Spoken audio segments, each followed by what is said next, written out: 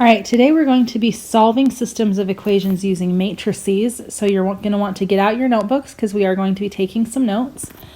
Today is, well, the day that I'm doing these notes is March 20th, 2020. And we are going to start out with an example.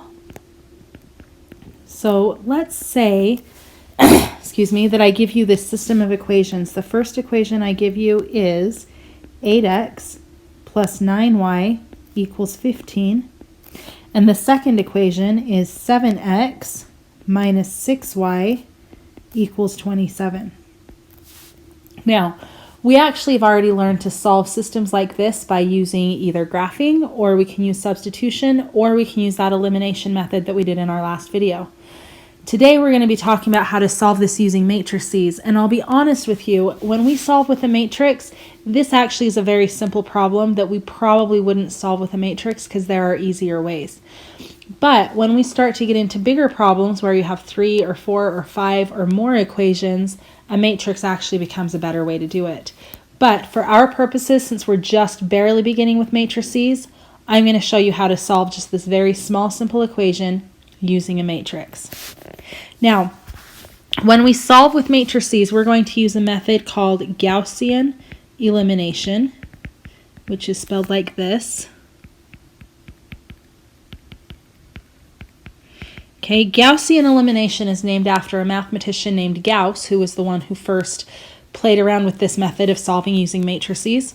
So it's his method we're going to use, and there are 3 rules when we play this game that you need to follow. Rule 1 is that you may add any 2 rows together.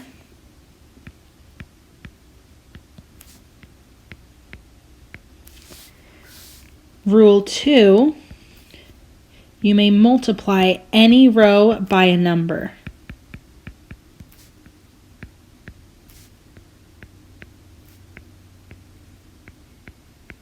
Okay, so you can multiply any row by a number.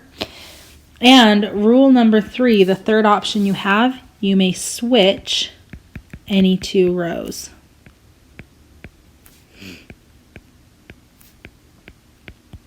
Okay, so those are the things that we can do in order to solve this matrix. And our goal is to get it into what we call reduced row echelon form, which I'm going to write right here. Reduced row echelon form is what we're trying to create. And reduced row echelon form is a matrix that looks like this. You're going to have 1 and 0, 0 and 1, and then you'll have a number here and a number here. So our goal is to make our matrix look like this reduced row echelon form matrix. Okay? So to do that, the first thing I'm going to do is put this problem into a matrix. So I make my matrix that looks like this, and when I do this, my first row is going to be the x numbers. So I'm going to have an 8 from my 8x and a 7 from my 7x. But notice how I'm taking the x's out. I'm just writing the numbers. The second column is going to be my y numbers. I have a positive 9 from my y and a negative 6 from my y.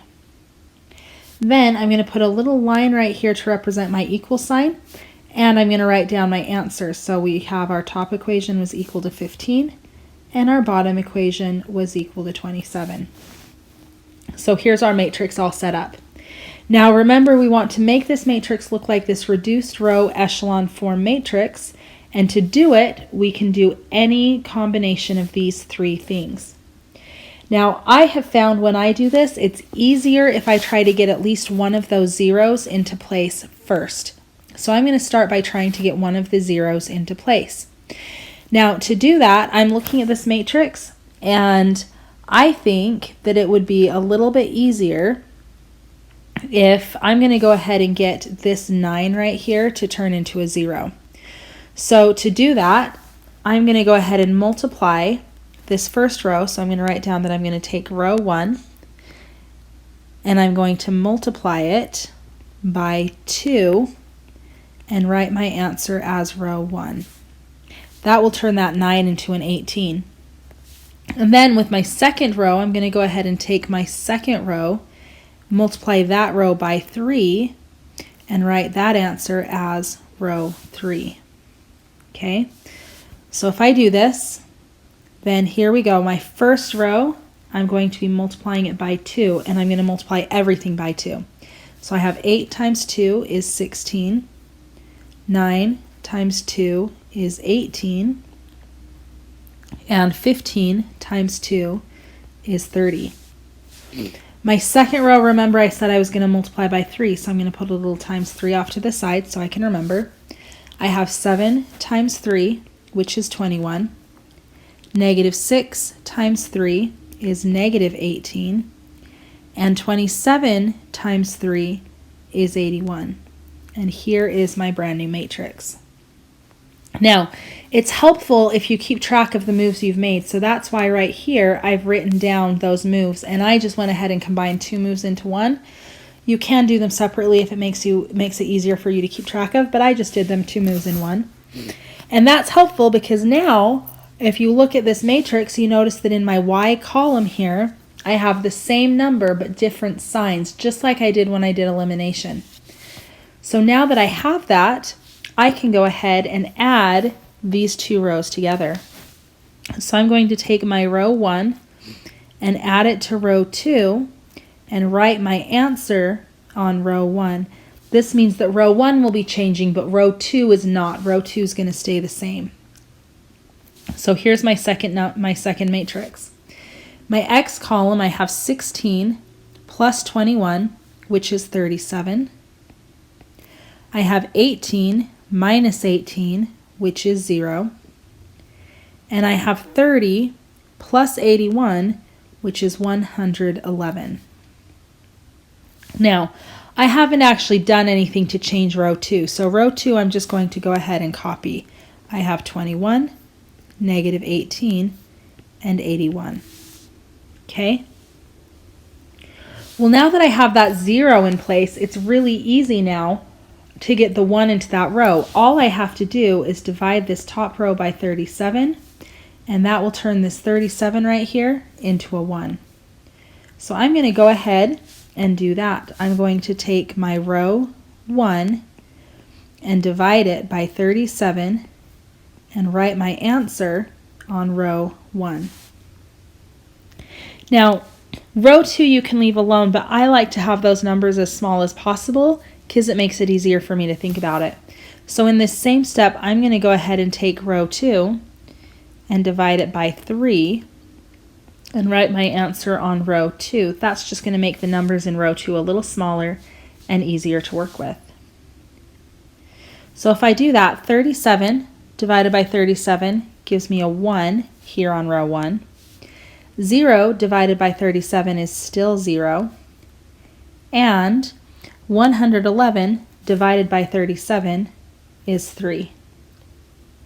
Now, my second column, remember, I said I was going, I said I was going to divide by 3.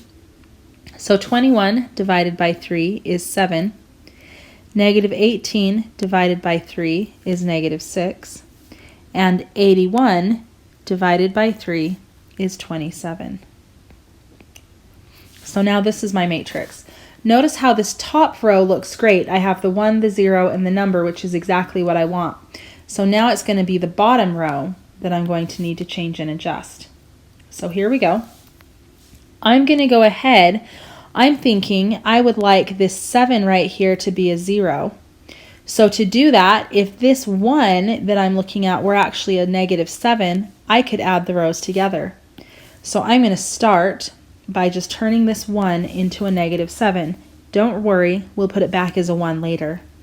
So I'm going to take row 1 and multiply it by negative 7 and write my answer on row 1.